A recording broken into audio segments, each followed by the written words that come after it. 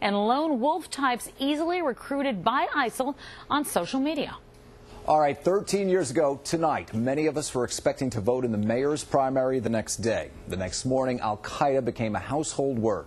Now we're talking about ISIL. Tonight, Pix 11's Mary Murphy speaks to 3 New Yorkers, including our former police commissioner, who evaluate the current terror threat.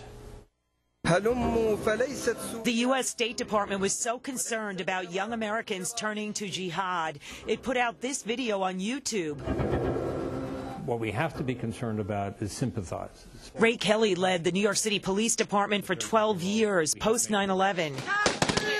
But he's still keeping tabs on jihadists in Syria and Iraq who formed ISIS. The resources that it's been able to accumulate, the weapons, the money, they're not going to be in Europe in a month, and they're not going to be in the United States in the next 6 months. Professor Charles Strozier runs the Center on Terrorism at John Jay College. He says ISIS is most concerned with forming a large caliphate, an Islamic state. They have relatively narrowly focused goals, and that's very important in terms of our security. But Congressman Peter King told us this week he's not convinced ISIS is not a threat to New Yorkers. You have many Europeans who are fighting in Syria who have passports, the fighters who can come to the U.S. to attack us, and they do want to attack us. The NYPD's leader on counterterrorism, John Miller, told the Daily News in June he would be hyper-concerned about New Yorkers who got trained with ISIS and returned here. Former Commissioner Kelly has often pointed out that 16 terror plots were foiled here in New York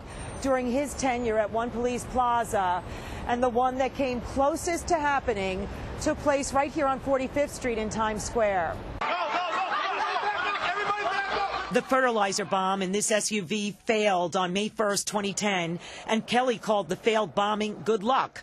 But other thwarted plots the result of good intelligence. There was a lot of controversy over the monitoring of certain Muslim establishments. Would you have changed anything in how you tried to secure the city and your counterterrorism efforts? Not at all. I mean, you always do things somewhat differently, certainly not the big decisions. I know that current administration has talked about changing a lot of things, but thank God very little has changed. They've kept the counterterrorism regimen in place, and that's a smart thing to do.